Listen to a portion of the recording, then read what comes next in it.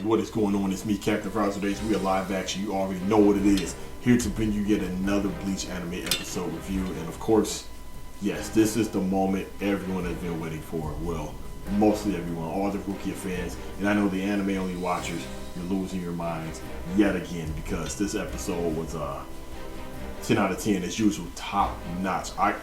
You know what, to be honest, this episode, it was done better than damn near everything else in the manga. But of course there were some added things taken away, but as usual we're going to get into it. So of course I noticed something starting out with this episode. Maybe I'm tripping, I swear. Did they show the episode number or title? I think they did, but I just don't remember seeing it. Let me know down below at what point in time that I missed it. But so this moment when Ichigo, he finds out, you know, damn, the invasion started 3 hours ago, and he goes down back to the Serite. I love the way it looked, the way the steps was just folding out, and Ichigo is just going down at real fast speeds. I loved it because a lot of times, even still, you have Naruto fans, One Piece fans, and especially the infamous cult-like Dragon Ball fans. They will swear up and down Bleach characters, especially Ichigo, are not fast at all. But I noticed something, if you think about it. So the second invasion started at 5 p.m. You can see on the clock tower. And Ichigo left 3 hours after the invasion. And when he lands, or crash lands, it's what, 5:15 a.m.? I think it's a.m. So that will mean Ichigo, it took him 9 hours and 15 minutes to get there, because Karenji told him that it'll take about a week to get there if you use flash stuff. But Ichigo said, no, if I really hurry, I can get there in half a day. So there's 24 hours in a day, half of that is 12 hours. So if he got there in 9 hours and 15 minutes, he got down there even less than half a day. But we all know Ichigo is not a slow character. Stop. And I love how there are a lot of other YouTubers that cover Bleach. They really go in depth about the whole speed of light thing, the Mach speed, how fast they really are, the feats, everything. So ninjas really need to stop down playing Bleach characters when it comes to the speed. Also, the one shot of Ichigo we've seen in the trailer before, it was just spot on what we've seen in the manga. How you can actually see the designs and the scarf and everything. They had to get this perfect. I noticed there are some moments that they really cater to. They put the animation and budget to way more than other parts, because I guess, you know, it's up to the director and Kubo which parts are more significant than others. So they're really just put more of the care emphasis on that moment. So on to the execution of Chengdu and BG9. This vibe, oh man, they did it so much better in the manga. However, they did remove one thing, but with what they added, hey, I'm fine with it. So the vibe, it gave this eerie horror type of feel. You actually felt, well, I can't speak for everyone else, you felt kind of worried and scared for BG9 and you know, Chengdu. It was just, man, the lighting, the music, man, it was just something about that moment. When I read this in the chapter years ago, I didn't get this feeling. And what's crazy is that they removed when Hashwoth went to behead Chengdu, and of course Chengdu, he's like, do you think a sword of that caliber can be able to cut through my iron skin? He says something of that magnitude, but in the anime he didn't say anything at all. I even liked in the manga just a little bit better, you can see the reflection of Chengdu and Hashwoth's sword. But I think they removed it because Hashwoth spoke on this ability like, Star Knight, the eye for the iron. It's kind of self-explanatory, he couldn't cut through it, etc. But they really captured it well, man, when he's seen the scale. How the balance just reversed, it just tipped. He had that good fortune and then it just reversed. They really did capture that. The first time I read that in the manga, I said, is that actually there? It must be, because of course Kangdu, he reacted to it. But when he sliced his head off, man, I was not expecting them. They just showed it, or they didn't show the actual blade go through, but you see the aftermath. Body still right there, hands tied behind his back, blood gushing out. Then he did the same thing with BG9. You just seen Pennzoil fly everywhere. See, and that gives me more questions about BG9. You see, it's just, oh man, full of oil. Clearly he's not human, but yet he's deemed as Quincy, but whatever. I think we would never ever get an explanation on BG9 unless Kubo comes out with an actual data book, which I really hope he does. But anyway, man, I love that shot when the camera was panning up. You see Hashwolf right there on his right, you seen the blood. On the left, you seen Pennzoil. It's just everywhere. And they were rolling the bodies away on a cart, and you seen the heads right there. I was not expecting that. I love that touch. I loved it. See, that's the type of stuff I like in my series. I like the seriousness, the blood, the gore, the realism. I mean, it is what it is. And I will never forget. See, I'm not petty like this, but I'll never forget in a Bleach group on Facebook, people were saying how Bleach is more gory and bloodier than Naruto and One Piece. And here comes the good old One Piece fan. He comes in and say, no, Bleach is not more bloodier and gorier than One Piece. Well, he got jumped upon him. So he put up a picture of, what was it, Whitebeard? I think at some moment, One Piece fans, you know what I'm talking about, I guess, when half his face was gone, he was saying, oh, you will never see nothing like that in Bleach. See, if I was petty, I would have remembered that name of that motivator. You know, sent them all this stuff. But people were sending him a lot of moments, especially with Giselle, when she got chopped right here. All of this was open and hanging off, blood going everywhere, turning soldiers into zombies. But whatever. But we all know. Come on now. Biases aside, let's just keep it real. Bleach is more bloodier and gorier than One Piece. I'm not saying One Piece does not have its moments. Before the One Piece fans start attacking me, I know how y'all do. Fun fact. The one video I have with the lowest amounts of thumbs down is that video I made when I just gave my reasons how and why One Piece is not for me. How I gave it a shot. It's just not for me. Boy, motivators says thumbs down, but that's to be expected. You come on YouTube, you're gonna. It's just the nature of it. People are gonna disagree with you. You're gonna come across the fanboys and your cult followings of other series. But anyway, I digress. But yeah, I just love that moment, man. So with them taking out, I don't know if that was the reason why they took out the dialogue that Kangu said to Hashwolf in exchange for the, them carrying out their bodies. But if that was the case, I loved it. It was worth the swallow. But also, while we're on the topic of things being removed, yeah, I noticed the whole scene with Na looking at Renji, because Renji, he was asleep, and Na, he was just eyeing him, watching him, waiting. The whole time Renji was asleep, but Na, he was just thinking like, nah, this has to be a trap. I noticed they removed that. Again, maybe it will be in the next episode, maybe not. There were a few times when I've seen moments that was removed out of the manga and I thought they were going to be in the next episode, and it wasn't. Maybe it'd be 4 episodes ahead, or maybe it'd just be removed altogether or put in the Blu-ray. So I don't know, we'll see. On to the bread and butter of this episode. Yes, Asnod versus Rukia. Asnod, he's one of my favorite Star Knights, man, for so many reasons. This episode, it just really confirmed it. You're reconfirmed as to why. And yeah, I mean, what can I say? I mean, it was real good. They actually added new angles. They slightly extended the fight. I like the moment when he was giving his speech, about fear, and he makes some valid points about the whole fear thing. That's why, the whole thing that goes on in the Bleach fandom about Ucleora versus Asnod, people saying, no, Ucleora doesn't show fear, he doesn't have fear, but the way Asnod explained how fear works, it's an instinctive thing. Some say it's emotion, some say it's kind of tied in both. But also, people will bring up the fact that when Ichigo Hollow-Fired, he was in Bunkai and he clashed with Ucleora, and Ucleora's Zanpakuto went to break and snap, and he started to run, clear the distance. Some was saying that was a form of fear that he displayed right there when he went to get away from Ichigo. I don't know. You all let me know down in the comments below. But I do like how they added in where you can see Rukia and they just see the fear just gushing out her eyes, and it was just running down her body, her hands, her feet, and everything. That was not in the manga. I like that added touch. The other part I actually like how they added was when you seen the ground underneath her. They actually showed it how it just started just to freeze and cause an ice quake. I did like that. But one thing that tripped me out, how Asnod went to rush her. He went to just run right at her. Like, I don't know if he was going to take his long nails, pierce her throat, tackle her. I don't know what he thought he was going to do, but of course, bam, he got hit with absolute zero.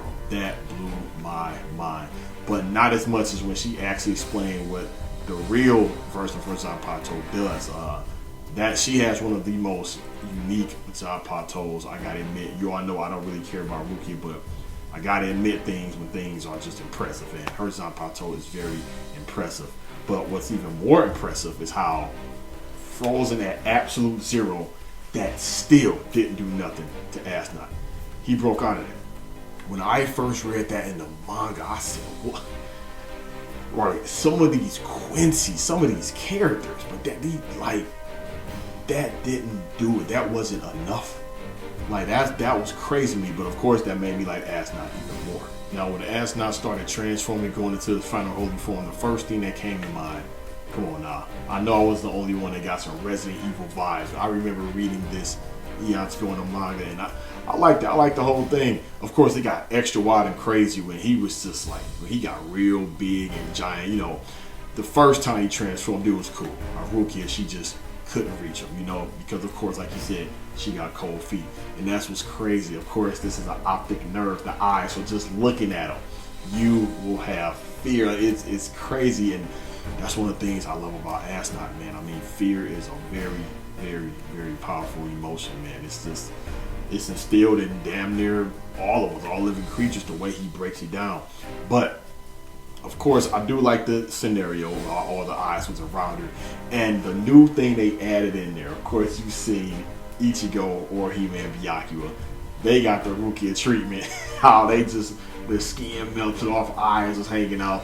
To my knowledge, that was not in the manga. I like how they added that in. And then we see Rukia, she got the version of what Byakuya got, with all the flies running up her body, just succumb through fear and everything. But this was the moment. That was my favorite moment throughout the whole episode. Yes, you see the slash straight down, and my boy Byakuya shows up, man. Oh, a Squad Zero, newly trained, healed, full understanding of his Zanpato Byakuya, man. One of my favorite moments throughout the story. And of course, yes, one thing I really liked was how the fact that Asnot thought that was in Sakura Kageyoshi, he thought Byakuya was using his Bunkai. But no. It's like Byakuya, like he said, he had to understand the true essence of his Zanpato, so he thanked him. That whole time, that was just his Shikai. But they did that perfectly when all the eyes were coming towards Byakuya and Rukia, and of course Byakuya just took him out like that. And, oh man, and of course, the moment that so many people have been waiting for, when Rukia went Bunkai. And they captured it flawlessly. You know, to be honest though, I didn't think they were gonna pick that music for it. I was thinking again, like when I seen those credits, I got the vibes, like wait a minute, don't tell me. I don't know why, for a few seconds I was tripping. I said, I know this isn't the end of the season, because remember, the last episode of the first season, when Ichigo, he was getting his two Zanpatos, yes, they started playing the credit music. You see the credits rolling. I'm like, oh, don't do this to me now. But of course, yes, it was going off, but of course they was ending it a little bit early because we have extended footage, and I'm gonna get to that a little bit later on. But there are also similarities between when Ichigo first went Bunkai and the way Rukia went Bunkai. From the amount of spiritual pressure, the way they put it to Zanpato, how the energy went towards Byakuya, then with her, the ice and snow went towards Asnot. So very just symbolic. I don't know if Kubo did that on purpose, but if not, hey, it just seemed perfectly the way it fit. And man, Rukia's Bunkai, it is to be respected. The only drawback, well, a couple of drawbacks. One, she just now, learning Bunkai, so she still has to master it, because it is a very dangerous Bunkai. She can kill herself, if she doesn't use it correctly. She has to be patient with it, like Byakuya told her. I mean, you can see when Byakuya grabbed her hand, even his hands, froze up. But of course, it wasn't frozen anymore when he told her to just undo it slowly. And I like how he said, I can't remember word for word, but he said, basically, what good is a sword to swing at death if the wielder of the sword would die by its own sword? But you get what I'm saying. And I felt like a little bit. He was kind of just downplaying her Bunkai, but I think he was really also saying, just be careful with it. Just be careful. But the other downside about it, that's like a last resort Bunkai. It really is. It is a last resort Bunkai. And of course, friendly fire is a thing in Bleach. So when that happened, I guess Byakuya got the hell out the way real fast, so he didn't get caught in blast or whatnot. I think that was the case. But also, if we rewind it back, the flashback of Asnot, that was slightly different, just a little bit. I noticed in the manga, and I swear, I was wrong for years. Maybe Kubo, he intended for it to be the actual Bible, but for years, I thought that was the Bible next to Asnot. I thought it was Bible. But of course, I looked at it again, it was Bibel. Bible. Maybe that's what it was, I don't know, but I'm thinking like, wait, when I first read the manga, I'm like, oh, okay. He was reading the Bible, you know, he was talking about heaven, hell, the fear, etc., etc. And I do like how they also showed the blood right in the F, and of course when Asnot died, you've seen the F gets frozen, but yeah, it doesn't say Bible, but again, maybe that's what Kubo meant for it to say, you know, like to give us an idea, but I don't know why he just wouldn't put the Bible. Maybe he didn't want to offend religious folks, I don't know, but I doubt that because Bleach has so much religious references all throughout the series, so whatever. But the point is, good episode, good progress, good animation, and I didn't expect it to go over to Asane, Ichiru, and Star Knight V that fast, but it kind of made sense because next episode, I am way more hyped for next episode than I was for this episode. That's just me personally. We're gonna see Kenpachi in the mix. I got a feeling though. I don't know. Well, hopefully they don't drag out this whole fight between Star Knight V and Asane, you know, and Ichiru, and then it ends when Grimmy shows up and then Kenpachi comes to confront him. I hope that's not the case. But I noticed something. When Ichiru got hit by Star Knight V, in the manga, it was blood coming out her nose. Now, since Ichiru resembles a small child, I don't know if they, you know, had it to where she just had a bruise on her face and not blood because, you know, they can't broadcast a child, I guess, having blood come out of them. I don't know. That's just my guess. I thought that was just interesting. They censored that, but they didn't censor a motivator getting split in two. They didn't censor guys getting their heads chopped off or heads popped, but they censored blood coming out of Ichiru. I mean, I'm not tripping off of that. It's just something I noticed. So, overall, 10 out of 10 episodes. So, this is the thing, though. I still feel like this. Let me know what you all think, because I know a lot of you are Rukia fans. Is it me, or did it seem like Rukia still didn't get the justice that she deserved? What I meant by that is, as usual, Byakuya came and saved the day. I mean, she had the better understanding, the real sort of nice shit at Yuki. She froze Asnot at absolute zero. He broke out of that, went to final holy form, and it seemed like it was nothing she could do. But I sort of like those. I like these matchups when it's just not a clear-cut counter to an ability. For example, when Kenpachi, Unohana, Byakuya, and Mayuri showed up with Oikomondo, it seemed like their matchups were just perfect for each other. Like, it was just perfect. But in this case, Rukia versus Asnot, it's like, as you can see, what was her counter against the fear? I mean, she just had ice. He even explained and displayed that your ice can't do nothing. You know, even with her new ability, her Zanpakuto is just really killing her body, and you know, but he's look, optic nerves, I can still affect you regardless. Then again, I guess that won't work on Tosin if whatever. But so, what would have happened? How she was standing there screaming, she felt the buzz coming all over her. She having these visions of Byakuya, Orihime, and Ichigo dying and everything. All those eyes around her. He even said closing your eyes would not work. While she's standing there screaming, panicking, petrified through fear, was he gonna chop her head off? Kill her? Was that the moment where Rukia was going to die? Maybe. But then we see Byakuya came and saved her. What would have happened, y'all? Just really think about it. What do you think? Put your Rukia fandom aside. What do you think would have happened if Byakuya wouldn't have showed up? Real quickly, this is another prime example of this moment in time. I mean, right here she was panicking. I guess after all that training, she didn't learn to have a calm, cool, collected head. What would have been her counter to this? I mean, yeah, you could argue she could have hurried up and went bunkai. She could have used her Shikai again, but that situation right there, she just failed. And of course, Byakuya, yet again, had to save the day. Maybe she would have panicked and hurried up and went Bunkai. Maybe. But I don't know. But the fact that Byakuya showed up and saved her again, I think that's sort of why he let her have that moment. He said, "Nah, it won't be me that'll finish you," and he walks off. He could have finished Ashnot. He could have said, "On my pride, you took Zenbun Sakura away from me," even though he thanked him for it. He's like, "Now I'm gonna show you the real power of Zenbun Sakura that you will never be able to take again." And he could have just blended them up like a grinder. The bigger the target, the better anyway. But he walked off and gave it to Rukia. But I don't know, man. I was just thinking like, yeah, that's cool. Rukia, she's gotten stronger, like he said. But damn, she went through a Royal Guard training, understand the new essence of Sotonan Shirayuki, learned the Bunkai, even though it's not mastered, and she's still inexperienced with it.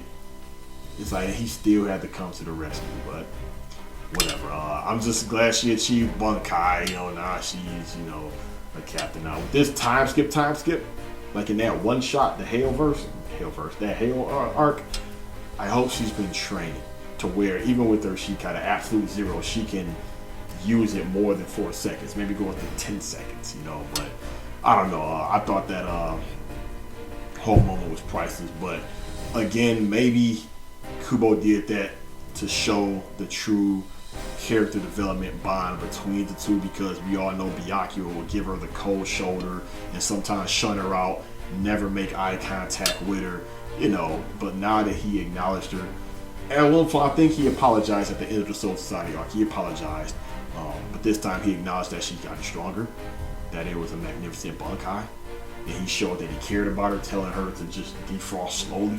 So maybe that was the reason he came to save her, to things like that. But either way, good episode, flawless, 10 out of 10. So other than that, elites, let me know, give me your thoughts, comments down below. I cannot wait for the next episode. Kenpachi versus Grimmy. I got a lot to say about Grimmy when that fight starts, because I still stand on how I feel about this character. But that being said, thank you all for watching. It's me, the Elite Ace, Captain Vontae, signing out.